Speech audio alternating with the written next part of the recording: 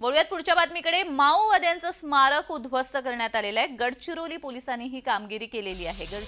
गडचिरोली पोलिसांची ही महत्त्वाची कामगिरी समोर येते। माओवाद्यांचं स्मारक उद्ध्वस्त करण्यात आलेलं आहे। गडचिरोली हा नक्सलाइट माओवाद्यांचा एरिया समजला जातोय आणि आता तिथलं स्मारक उद्ध्वस्त करण्यात आलेलं आहे। मोठी कामगिरी गडचिरोलीमधील ही दिसून येते।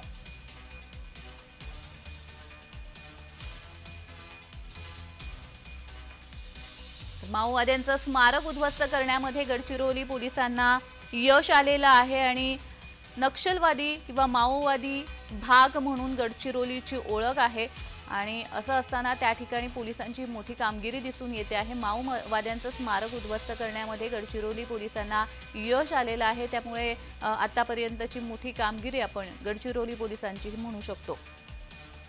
माओवाद्यांचं स्मारक उद्ध्वस्त करण्यात गडचिरोली पोलिसांना यश आलेलं आहे।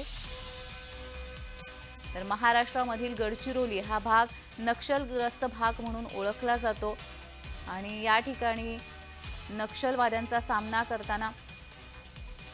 सामना देखील पोलिसांना करावा लागतो। आता हा माओवाद्यांचं स्मारक जे आहे ते उद्ध्वस्त करण्यात आलेलं आहे आणि या संदर्भात अधिक माहिती देण्यासाठी आमचे प्रतिनिधी ओमप्रकाश चुनारकर हे आपल्या सोबत जोडले गेलेले आहेत। ओमप्रकाश, गडचिरोली पोलिसांची महत्त्वाची कामगिरी म्हणू शकतो आपण। माओवाद्यांचं स्मारक उद्ध्वस्त करण्यात आलेलं आहे, काय अधिक अपडेट्स आहे या संदर्भात?